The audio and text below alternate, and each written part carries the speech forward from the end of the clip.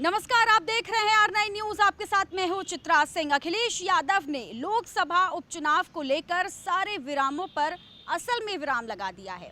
यानी जो प्रत्याशियों को लेकर अब तक हर किसी के जहन में ये सवाल था कि अखिलेश यादव आखिरकार रामपुर और आजमगढ़ से किनको आगे करते हैं।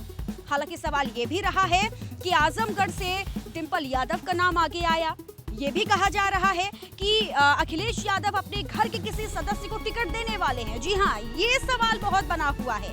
डिंपल यादव का नाम शुरुआत से ही लगातार बनता नजर आ रहा है, लेकिन अब अखिलेश यादव ने इस पर विराम लगा दिया है। विराम इस तरह से कि अखिलेश यादव की तरफ से ये ऐलान किया गया है कि अब आजमगढ़ सीट से सुशील आनंद को आगे किया जाएगा। कौन है सुशील आनंद, ये सबके जहन में नाम होगा, क्योंकि कई लोगों को शायद सुशील आनंद के नाम से वो चर्चित ना भी हो।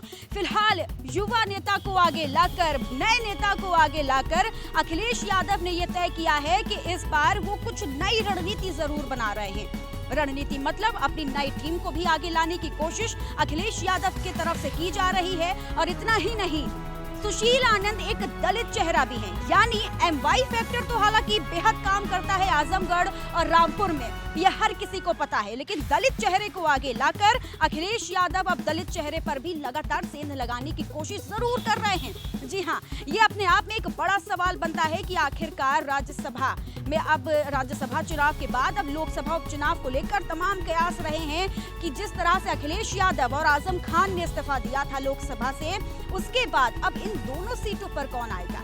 इन दोनों सीटों पर आखिरकार रामपुर से क्या आजम खान के परिवार से कोई आने वाला है, या फिर आजमगढ़ से अखिलेश यादव के परिवार से किसी को टिकट मिलेगा। डिंपल यादव का नाम रहा।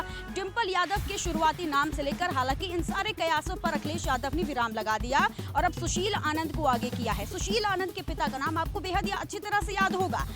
बलिहारी बाबू के बेटे हैं सुशील आनंद, जो पूर्व राज्यसभा सदस्य भी रहे हैं। बसपा से भी उनका बहुत पुराना नाता रहा है और इतना ही नहीं, बामसेफ के संस्थापक सदस्य भी रहे हैं।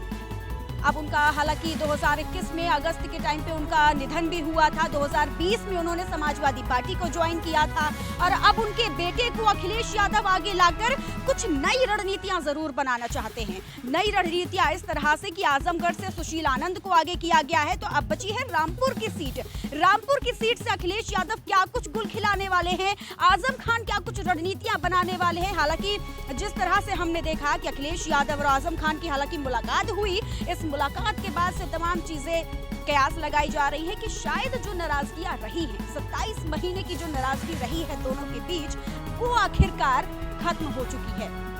मुलाकात करने के बाद अब ये कयास भी लगाए जा रहे हैं कि रामपुर से अब जिस तरह से आजमगढ़ से डिंपल यादव को ना खड़ा कर सुशील आनंद को आगे लाया गया है, एक दलित चेहरे पर अखिलेश यादव ने जोर दिया है। यानी MY फैक्टर के अलावा दलित फैक्टर को भी बहुत ज्यादा दांव लगाया जा रहा है। तो इससे कितना फायदा आखिरकार होने वाला है समाजवादी पार्टी को, कितना फायदा होने वाला है इस बार लोकसभा उपचुनाव में, और इस उपचुनाव के बाद कितना फायदा होने वाला है आने वाले 2024 में, ये भी एक बहुत बड़ा सवाल है। आजमगढ़ की बात तो हो गई है, अब सवाल रामपुर पर भी बनता है। हालांकि रामपुर को लेकर के भी तमाम कयास लगाए जा रहे हैं। रामपुर में भी यही कहा जा रहा है कि रामपुर से आजम खान के किसी एक सदस्य, आजम खान के परिवार के किसी एक सदस्य को आगे किया जाएगा।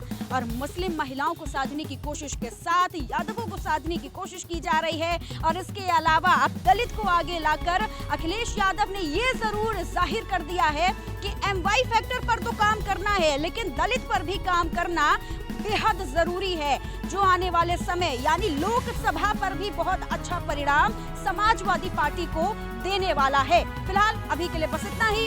आप देखते रहें R9 न्यूज। नमस्कार।